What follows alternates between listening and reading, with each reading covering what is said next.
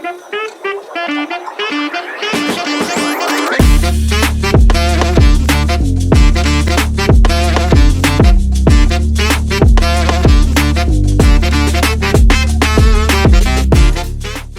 how to identify key areas in the customer journey that can be enhanced with AI.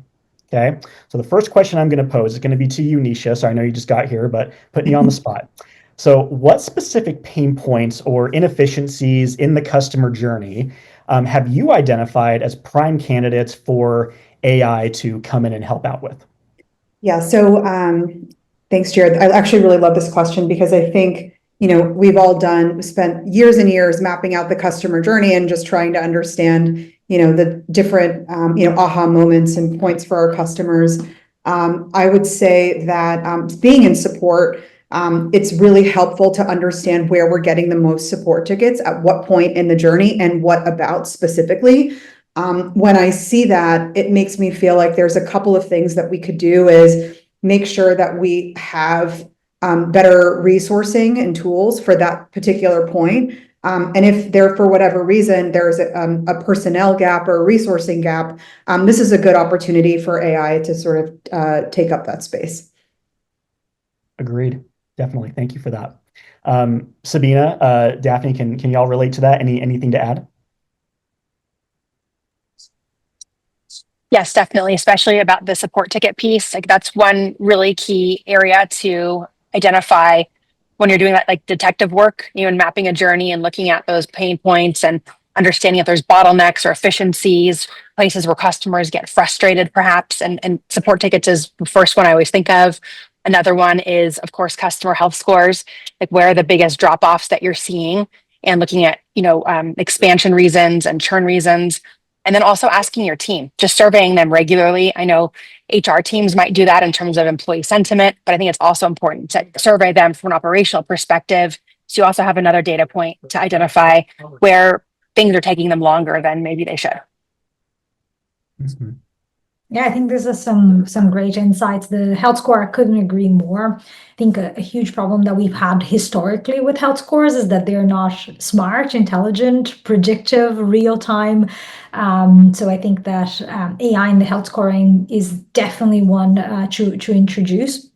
I also think the other places when you're thinking about all the data that lives in different systems for CSMs, where they have to go into the support system to understand what's happening with tickets. They have to go into the CRM to understand what's going on with sales. They have to maybe log into another platform to look at what the stages of onboarding have been, etc. I think like combining the data from all these platforms and offering CSMs just a consolidated set of insights is a use case that I think is really, really powerful. It's simple, but all those clicks, all those screens that the CSMs have to go through, this is going to save them a lot of time. I definitely agree. And that actually brings me to a question I want to pose to Sabina. How have you personally or helped your clients map out the customer journey to locate these kind of opportunities? And what tools do you recommend for pinpointing the right opportunities to really start tackling with AI to streamline them? So when we're looking at it, whether it be from a advisory perspective or even a tech services perspective, and actually helping them with the hands-on keyboard pieces, we're, as I mentioned earlier, looking at some of those key areas and really putting on that detective hat and identifying, where there are challenges. And when we're able to prescribe the right business, the right technology solution to solve for those business use cases. So, for example, it's important that in our role, we're meeting our customers where they are. So whether they're enterprise or mid-market or SMB, there may be different types of budgets and different types of internal resources. They may not have IT support to get something launched. So I think the key thing is how can we help them identify the tools that they do have, and are they aware of the AI features that have since been deployed? So on the smaller side for a customer, maybe they're using Gmail, like let's leverage the AI that's now been launched. If they're leveraging Gainsight, right? Gainsight bought Staircase. That's a pretty key piece that was added on. Even years ago when I bought Gainsight myself, it was, I think what used to be called Slack bought Sally. Now there's much more robust capability with Slack meeting your customers where they are in their day to day. Tori touched on that really nicely. I think another thing too, when you're looking at tools, if they have budget and they're looking to invest, obviously, there's great tools like Gainsight, really robust, have lots of different dimensions when you're looking across the holistic customer journey.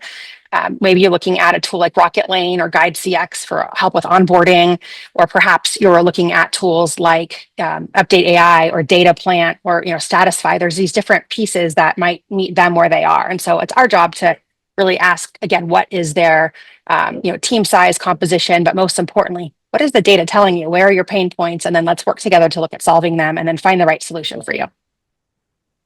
I love that. Meeting your customers where they're at, and also knowing that, looking at the current tech stack, but before trying to add another tool, seeing, hey, what are you currently using? What features are you not leveraging? Because there's a very good chance you already have a tool that could address this certain pain point. So let's not add more to it. Let's just see what we're already working with here. I love that.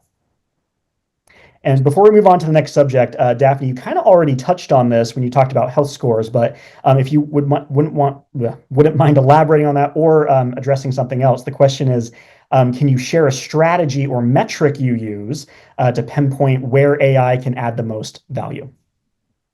Yeah, I love what Sabina said about looking at the areas where you currently have pain points to address, whether they are things that are not done well today. Maybe, there is a gap in your ability to deliver value for your customers or even map values, or whether that is time to value or your retention number or your expansion number, whatever it is that you're struggling with or that you think, could be in a better place based on industry benchmarks. Mm-hmm. I think looking at those, I don't think we're going to invent a new metric that's going to help us identify the value of AI. The metrics already exist: is revenue, it's savings, is productivity, is customer outcomes. Those metrics already exist. So it's not like we're going to go and invent a new metric just to measure the impact of AI. We're going to see it in the dollars. We're going to see it in the customer impact. Mm-hmm. Maybe AI qualified lead might be a metric in the near future. Who knows? But maybe, yeah. You never know these days. But no, that's great though. Thank you, Daphne.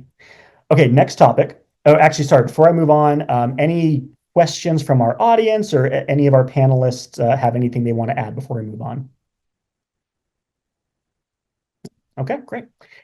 Next one: strategies for implementing the right AI tools quickly. This is something that everyone wants to talk about these days. What are the best tools to use? So we're going to see what our panelists have to say. Daphne, going to start with you.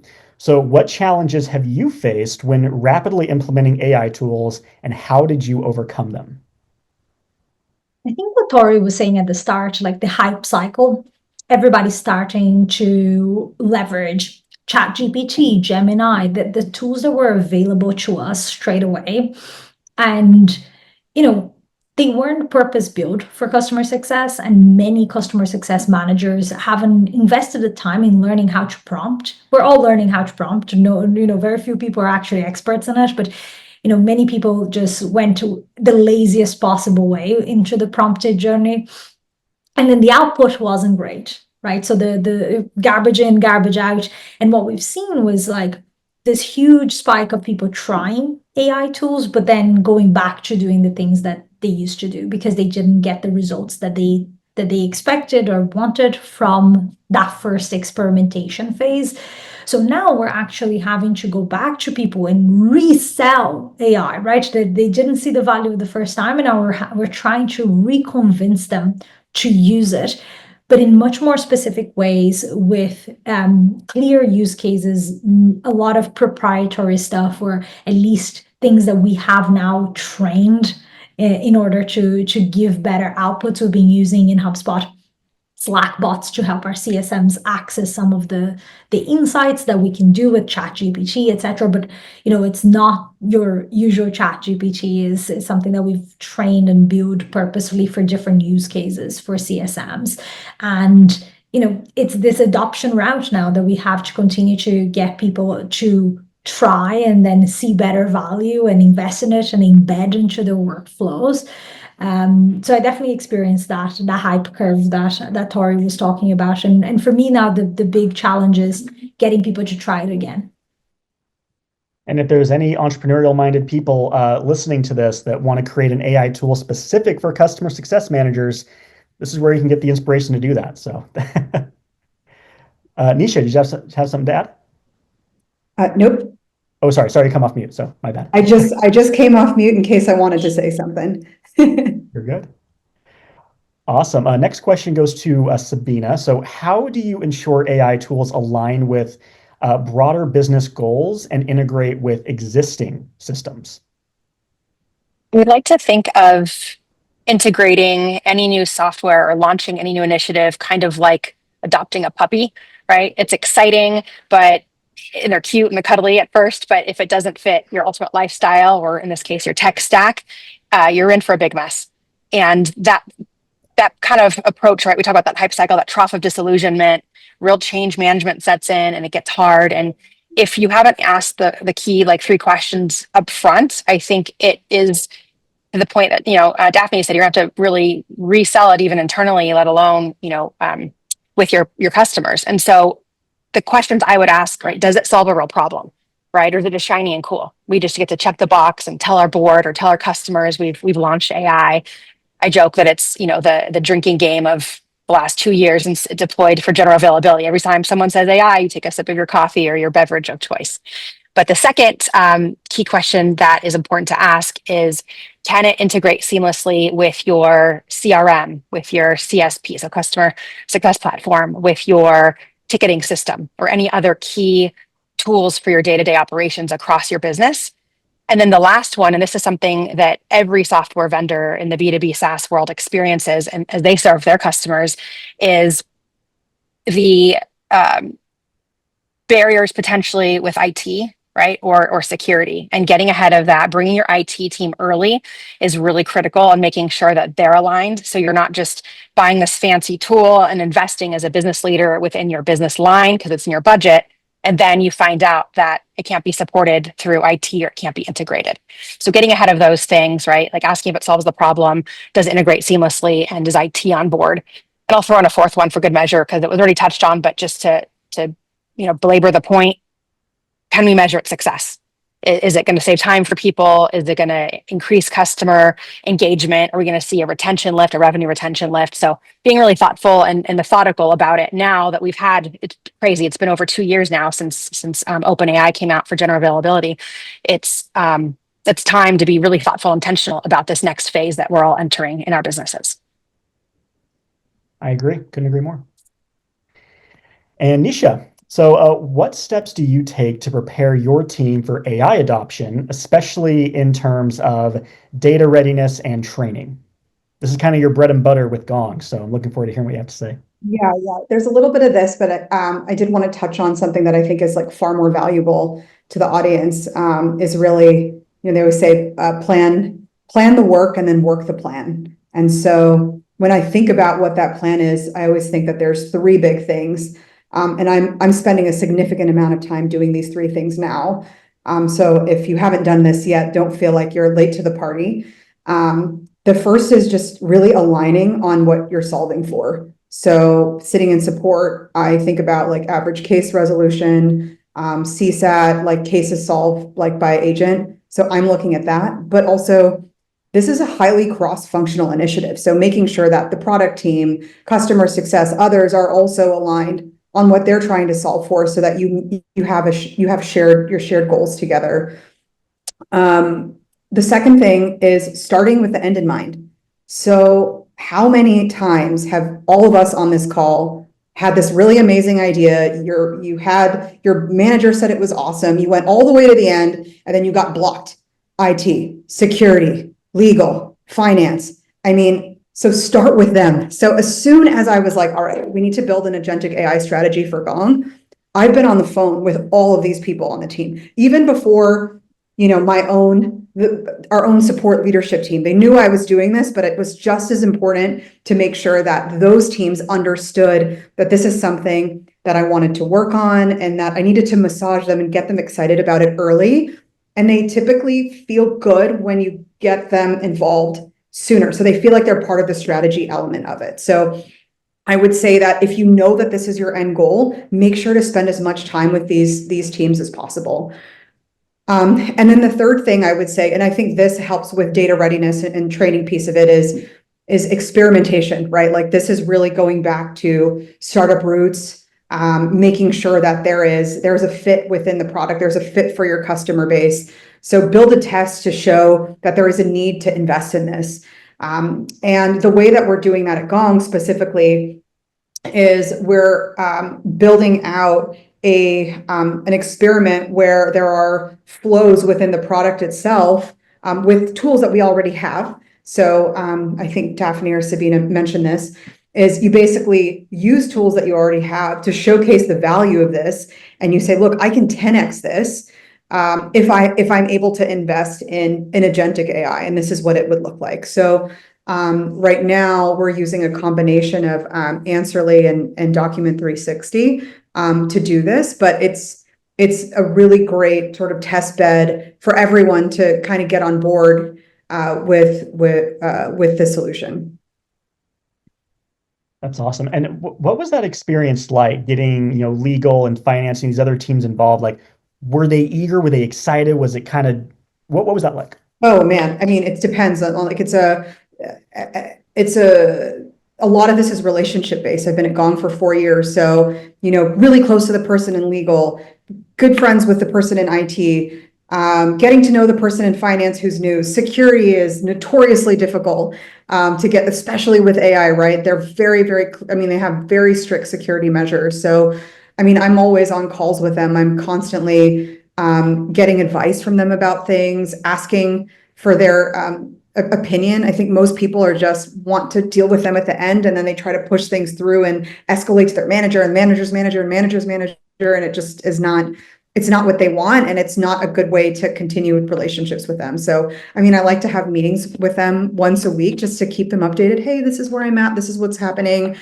I really believe in pre-alignment. I think it's so important to have individual calls with anyone that you're going to work very closely with on this project, one-on-one, before you put together a giant kickoff meeting. I think that's a huge mistake that people make, is they say, okay, I'm going to build this amazing deck. I'm going to have this awesome pre-read. I'm going to get everyone in the room, and I'm going to have this awesome kickoff, and it's going to go great. And 50% of the time it goes south because people are like, well, I haven't seen this and I didn't know, and I have all these questions, and then somebody takes over the call.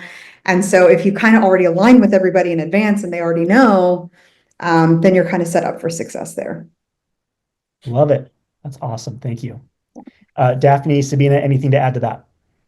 I was just nodding profusely, Nisha, when you're talking about the pre-alignment. I've been caught so many times in the situation of waiting to present the perfect strategy and the most polished deck, only to present and be completely deflated at the reaction because people didn't feel included in the decision making of what was going to be there, and they were surprised. And sometimes there were things that I could definitely have mitigated in a 101 space that would have really helped progress. And I try to keep that top of mind. It's like, feels like you're moving slowly, but you're moving slowly to move faster.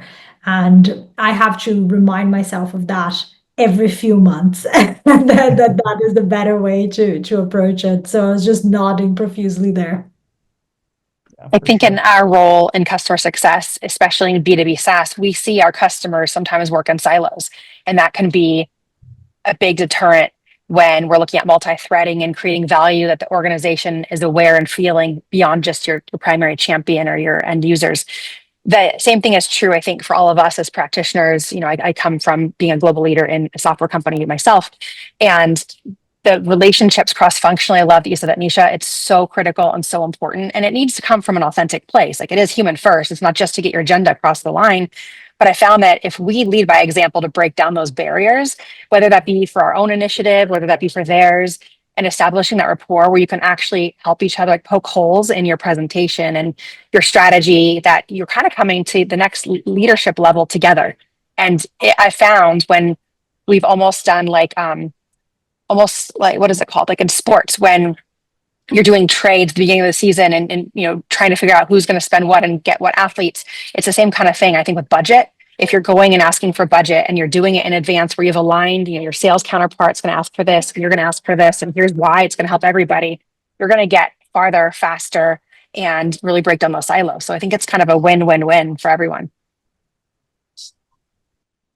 Amen to that.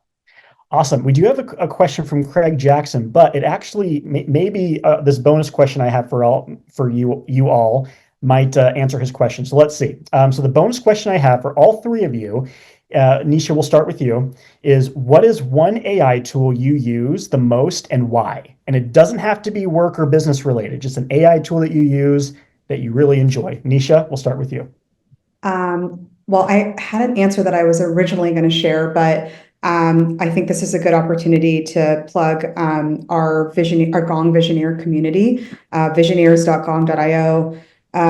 It's actually built on Gainsight customer communities, and we have a Gen AI feature within search within the community. So folks can actually ask a question, and you can say, "Hey, like, how do I? I'm missing calls. What do I do to find them?" Or I have a question about Salesforce integration, and it'll literally list out a Gen AI response. Not only will it list out the response, but it'll give you article links to where you can find out how to learn more about that with articles in the Help Center, plus conversations that have happened in the community about it, plus courses in the academy that are related to that. So I think that it's amazing to have a ChatGPT-like experience with your own digital customer programs and experiences. So that's one thing that I've really enjoyed, and seeing our customers share feedback on that and really leverage it all the time. I'm currently building out a customer community for the company I work for, and I may need to look into that because that sounds incredible. So check it out. I mean, it works really well, and it's our community is open to the public. So if you're interested in learning a little bit more and just testing it out, anyone on this call, whether you're a Gong customer or not, you can. Awesome. Sabina, what about you? I have two, one professional and one personal. Professionally, in my world right now, I'm on, like a lot of us, on back-to-back calls and with current customers and also prospective customers. And having that end of the day where I send all the recap emails, thanking them, summarizing the next steps, including the link to my calendar options to book another one with me. Right now, I couldn't live without Update AI. There's a lot of really great tools out there. That's the one that I've had the honor of adopting quickly and early. And they also happen to be a CS Angel portfolio company. So it's also a nice thing to be able to support them. But I couldn't live without that meeting recap. And then I can also see different insights and telemetry based off of the customer attributes, like a dashboard across the portfolio, which is really helpful. Personally, I do use ChatGPT a lot. I'm remodeling a home right now. I've been able to put in all kinds of crazy things, like how many dining room table chairs can I fit in at a 60-inch round table, and what would the benefits and cons be if it had this kind of legs versus this kind of legs. And then also as a mom in tech, I put in for meal planning as well. I'm like, okay, here's the ingredients I have in my refrigerator. I need like 3 nights. My kids hate broccoli. What can I do with this?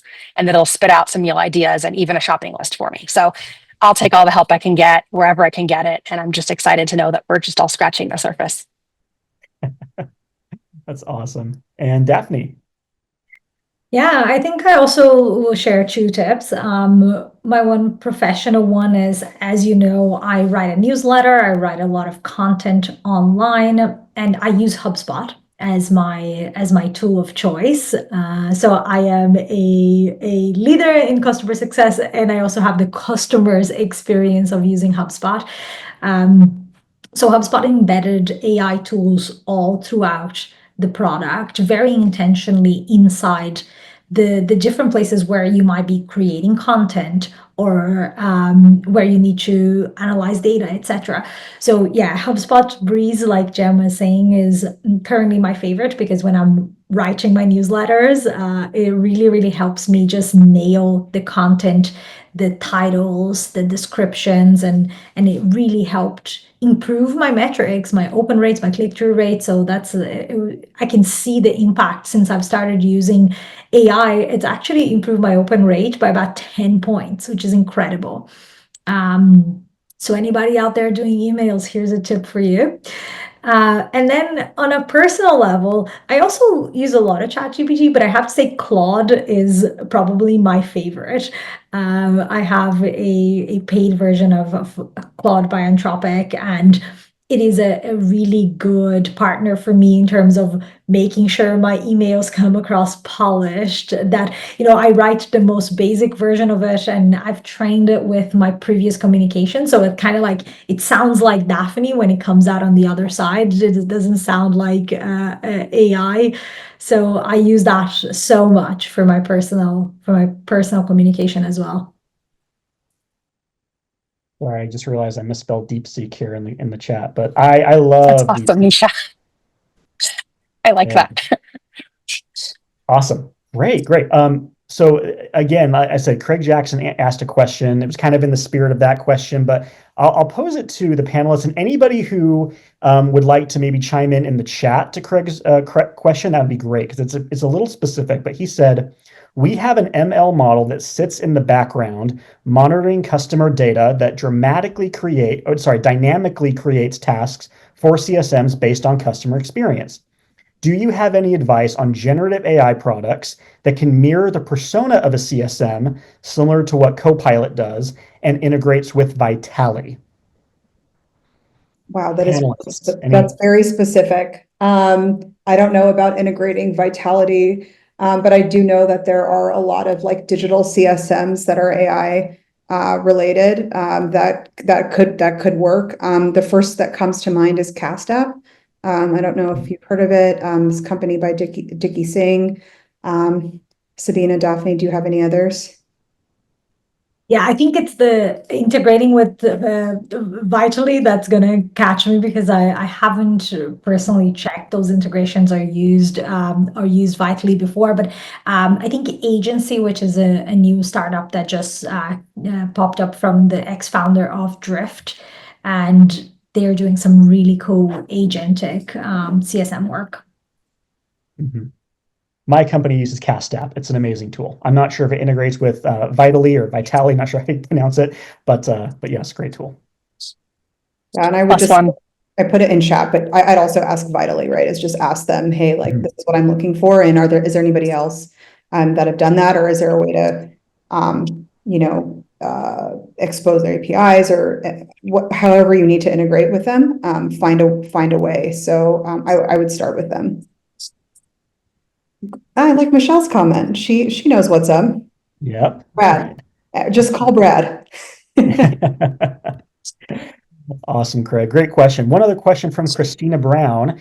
We have another one just come in, but Christina's question is, how do you get executives or senior leaders to support slowing down in order to plan your work and work your plan? Love that quote, by the way. I don't think you necessarily have to slow down. I think what you do is you say, look, I'm building out this experiment, right? And that's why it's like a two-phase process, is that you keep them involved as you're building out the experiment. So it feels like no one is skipping a beat, that you're not doing anything. I think that's the worst, is when it seems like all you're doing is strategizing and building decks for months, and people are like, what work are you doing? You should always be building out the experiment with people that already believe in this initiative, in tandem of doing that. And the leadership team should also be aware of this simultaneously. And so they know that the end goal is, for Gong specifically, the end goal is really implementing a robust end-to-end agentic AI solution. But for now, we're experimenting, and these are the tools that we're using. This is how we're doing it. And by the way, if you want to know the strategy and the plan, here's the deck, here's the call on Gong. I'm happy to talk to any of you one-on-one or in a group if you need. But I sometimes I think it makes sense to slow down to speed up, but with AI, no way. People have no patience, right? Is like, it feels like AI has just come in like a freight train, so they expect you to do the same. I think that was to add to Nisha's comment, the piece on experimentation is an important one, because if you can be scrappy with your experimentation, and if you can get something standing within a few weeks and try for not maybe a month or 2 months, and then get data, and then build your strategy around that. Like you're moving forward, but every single time you're moving forward, you are moving with more information, better insights, and iteration. And by the time you get to the point where you're trying to do something that's bigger than the experiment, you've already delivered so much in that small period of time that I think you earn the right to not slow down necessarily, but actually take the time of planning. And one tip that I would give, it's more tactical. It's never to ask time for slowing down. Like not never say I need this to move slower. I need the pace to be slower than it is, because I think that like the leader's job is to set the pace, right, and to drive urgency. That's their job. So if you need and want more time, I think you need to justify like what are you going to be doing with that time and why it's valuable. If you can communicate that, then you're more likely to get the time and space that you need than to just say I need this to slow down because I need to plan the work, because it can feel a little bit not like an excuse, but it can feel like you're not you need more certainty maybe, or you need to make space for the work. So that's just tactically, like I would never just ask for time. I would be very clear about what the time is for and how it fits to the bigger picture of being able to deliver on an outcome. And I'll add onto that a tiny bit too. I love what you said. And, for those of you familiar with, The Wizard of Oz or Wicked, that concept of, being this great Oz and hiding behind this curtain, they might want some little snippets of wins along the way.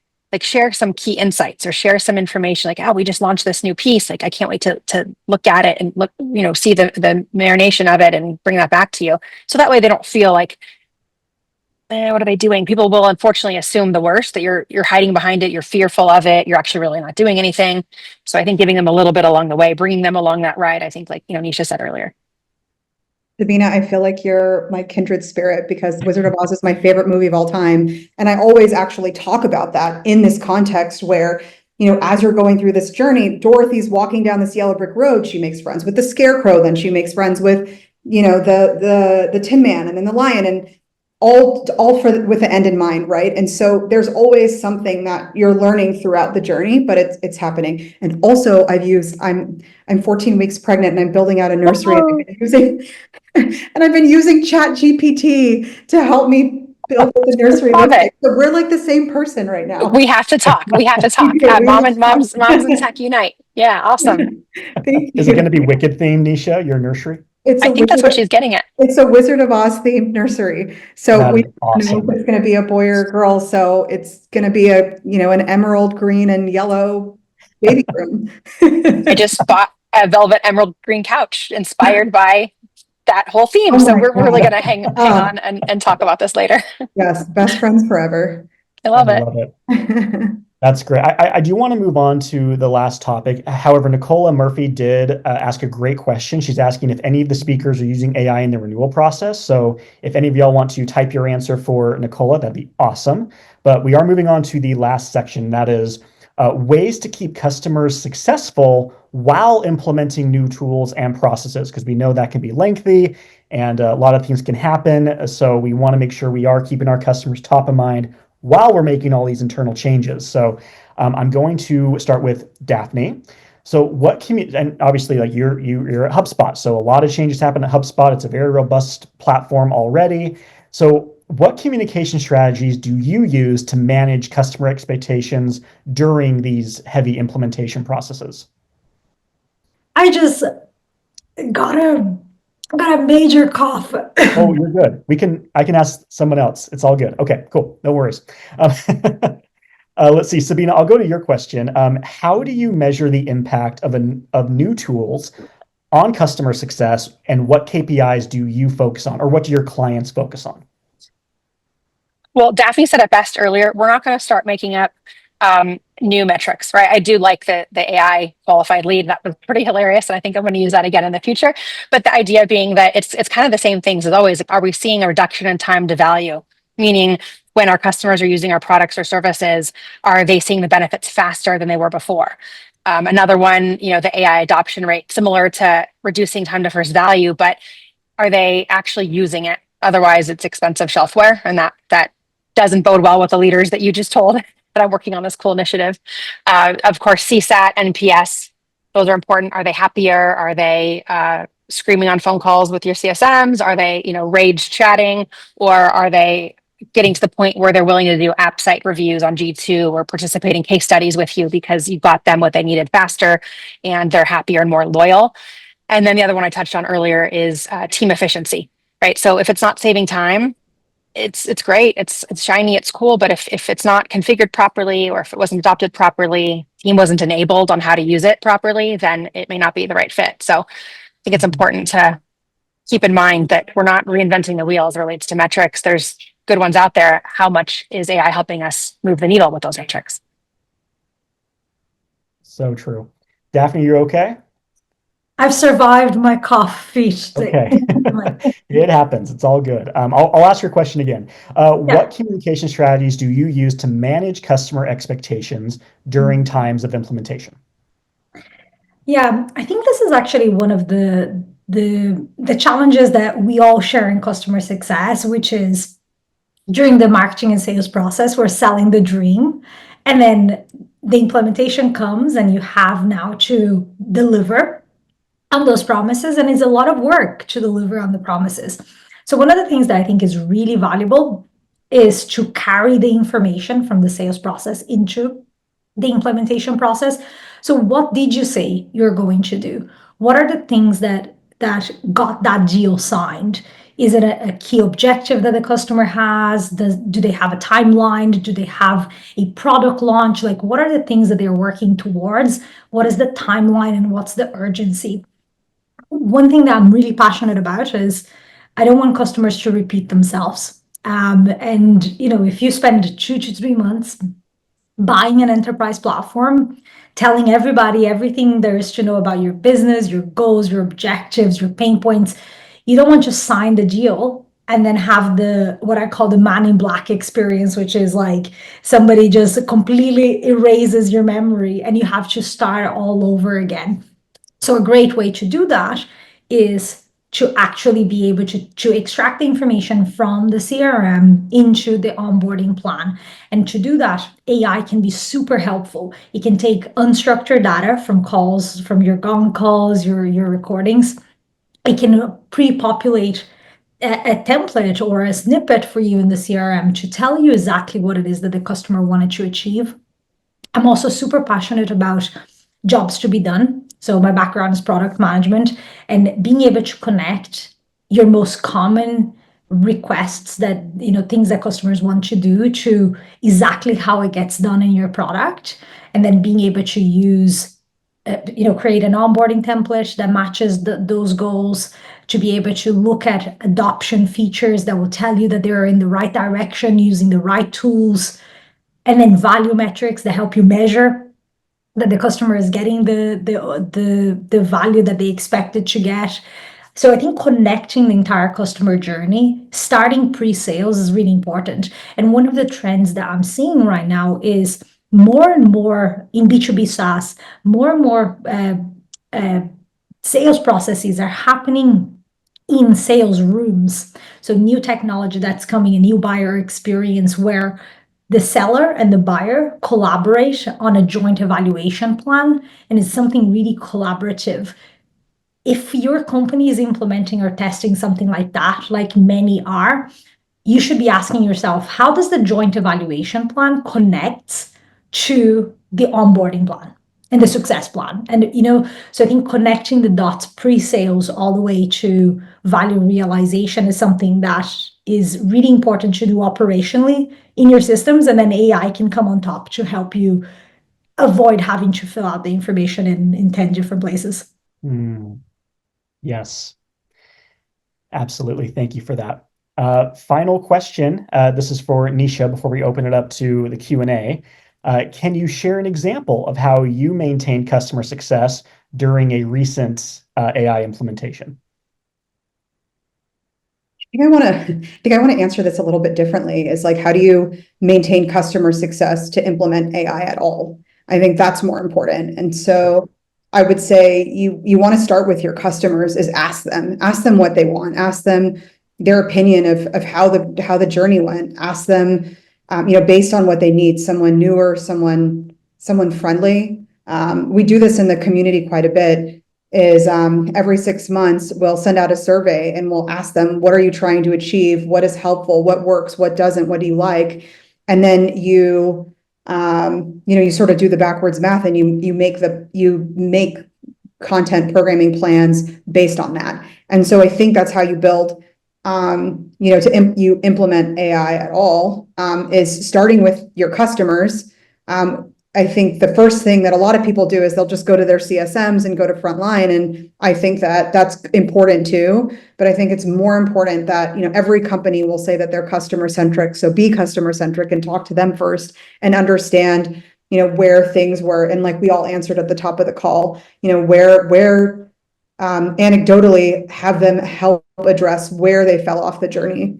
And I think that is really the key to understand, how to, implement AI successfully for CS. I managed and ran our long tail digital customer segment team.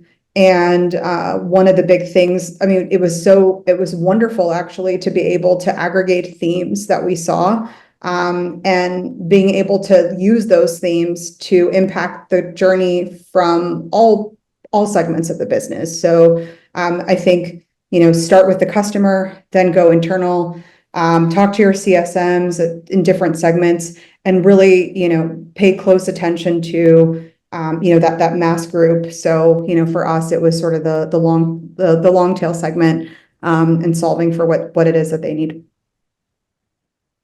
Great. Thank you so much.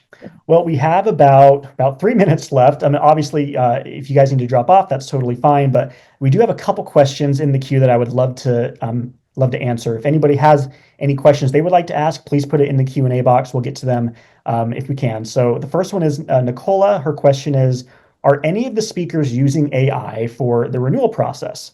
If yes, can you share some insight, please? What problems are you solving and what are the results to date?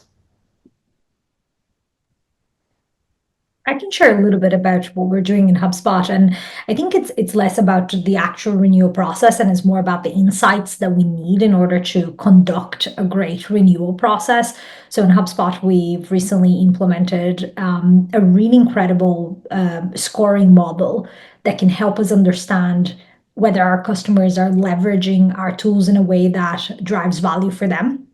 So when in HubSpot, we have a separate renewal person than a CSM. So they're two different people. So the renewal person doesn't have as much context. And it's very easy to get to that renewal conversation and end up having a pricing discussion without really having the insights around what value did the customer get? Are they using the product? Are they seeing success with the product? And when you get to that point and you don't have those insights and you're trying to compete on price, you're going to get the usual thing of saying, our CFO asked us to reduce our cost by 10%. Can you give me a discount so that I can renew this contract? Or I got a better offer from another company. Whatever those reasons to try and get better pricing comes along, if your renewal manager isn't empowered with the right insight in order to combat that pushback, they're going to either have to go and have a meeting with the CSM, right? And then it's a meeting per customer that they're having, which is very time consuming, or you can empower them with insights. And that's what we did in HubSpot. Our strategy team did an incredible job at creating a proprietary scoring model that we use that leverages AI and helps everybody, not just contract managers or renewal managers, but it helps everyone understand where exactly is the customer. Are they seeing value? Are they at risk? What are the areas of risk? And I know that our team uses that every day. That's good. One other question from Tori. Sabina, looks like you've claimed this one, so I'll go into it. But it says, what's the single biggest pitfall you've seen to effectively rolling out AI? How do you avoid the shelfware and drive adoption among teams? I think back to 2017 when my team and I first started recording our calls. And I I was the one who put down the hammer and said, we're going to do this. And here's why. And it was not met with the best adoption because people thought it was Big Brother and they didn't want us to analyze their calls and mine the data. And mind you, this was, quite a while ago, 7, 8 years ago now. And what I found since then through other engagements I've launched, relaunching that one, and then now, in the realm of helping customers, we find that putting the mindset of what's in it for them first and foremost will really help drive adoption of AI and any new changes for that matter.